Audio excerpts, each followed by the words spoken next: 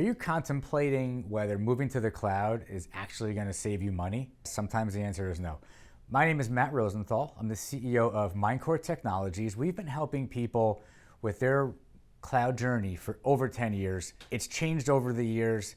The questions haven't changed, and that's what this video is about. I'm going to walk you through some of the top questions when it comes to ROI and cost savings on your cloud journey. First thing I want to point out to you is there's one thing that's for sure. You're moving from a CapEx to an OpEx.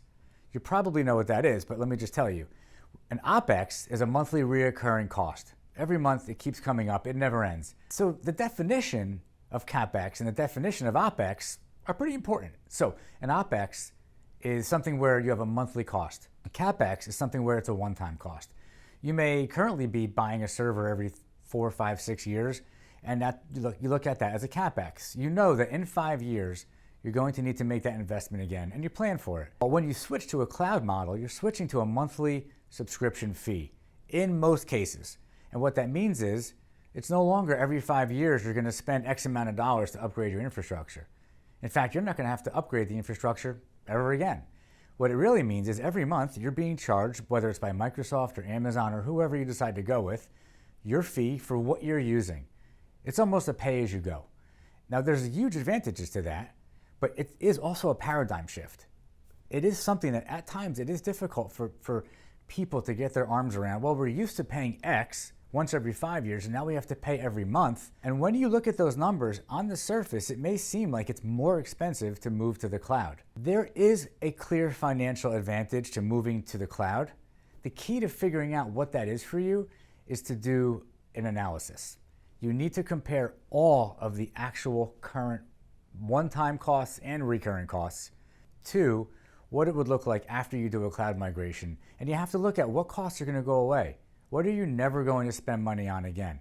And when you do that type of analysis, which is, and I'm oversimplifying it, it's an in-depth analysis on a very long spreadsheet that has a lot of different factors. You will find that when you do that, and I've seen it 100% of the time, looking at it at a 10-year total cost of ownership view, which is the way you need to look at it, you'll see that over time, the costs will not be any more expensive than what you are paying to refresh your environment every 5 or 6 years with all the labor that has to go into it and all the buying new equipment.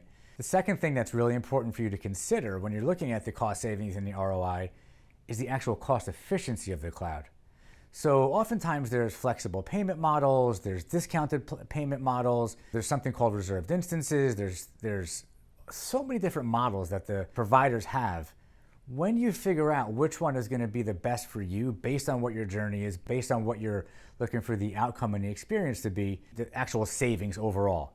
And when you look at the savings on the IT infrastructure, again, you have to look at the fact that you have servers, you have warranties that have to be renewed, you have licensing that's being renewed. The cost efficiency analysis takes all of that into consideration. So again, when you're doing your spreadsheet and doing your analysis, do not forget to look at every one of those costs that you're currently paying. It isn't always obvious. Sometimes you do need to have a few people in the conversation that are saying, well, what about that? What about backup? What about this? And it begins to kind of build out to this very long list. And sometimes you'd be surprised at what is on that list that you don't realize until you actually put it together.